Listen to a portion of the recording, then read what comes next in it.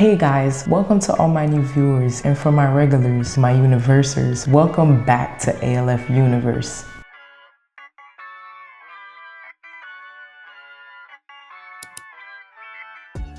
For those of you who don't know me yet, my name is Deandra, but if you've been here before, we're basically besties, right? So you can call me D. Winter, spring, summer, or fall, all you've got to do is call. And today we're covering something that every future ALF administrator or owner needs to understand before even thinking about beds, buildings, or even scouting for residents. I know in the first video I was a little bit calmer, but now that we're familiar with each other, I have some secrets to share with you.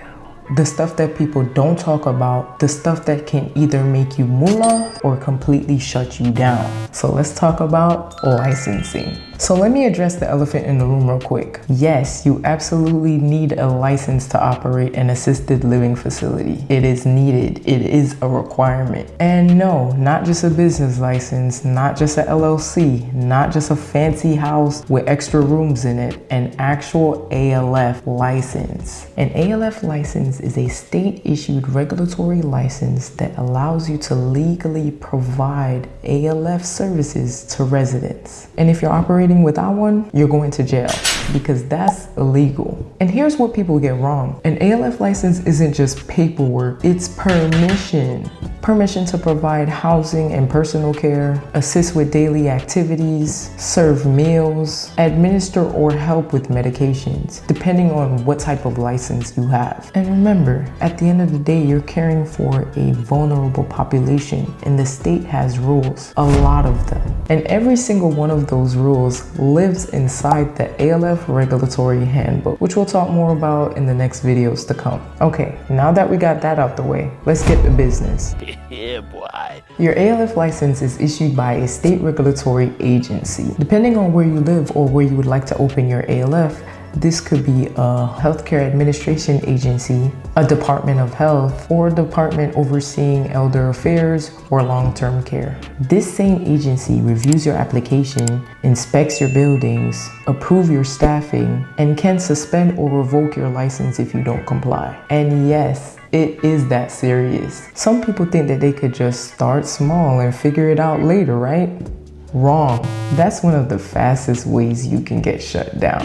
Without a license, you cannot legally accept residents. You cannot advertise as an ALF. You cannot provide personal or medication assistance. You cannot collect residents' fees for assisted living services. And if the state finds out, you are going to jail. Locked up, they won't let me out. They won't let me out, I'm locked up. I mean, they can issue fines, cease and desist orders, and possibly you'll still end up in jail. And I'm not trying to scare y'all, but this is a fact. And while every state is a little bit different, most ALF licensing process include a formal application with detailed information about ownership and operations, building and fire inspections just to make sure that everything is up to code, administrative qualifications, meaning that someone must meet the state's training and background requirements, background screenings for owners, administrators, and staff, and a pre-licensure inspection before you're even allowed to open. Another thing people don't realize is that all ALF licenses aren't the same. Some licenses allow limited personal care, some allow medication assistance, while others allow more advanced care services. So choosing the wrong license type can limit the services that you're allowed to offer and how much revenue you could bring in. We'll break all of that down in another video because trust me, that deserves its own video. So let me clear up a few myths real quick, like how we're already on this topic.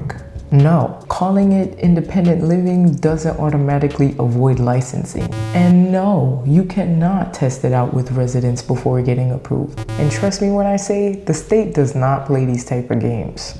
Now listen, remember, I'm your bestie, so I'm not trying to scare you. Licensing is actually a good thing. It protects you, it protects your residents, and it gives your business legitimacy. Once you understand the rules, the process becomes way less intimidating. So if you're serious about starting an ALF, your first step shouldn't be buying furniture or scouting for residents. It should be understanding licensing. And if this video helped you, give it a like, subscribe, and welcome to the ALF Universe family.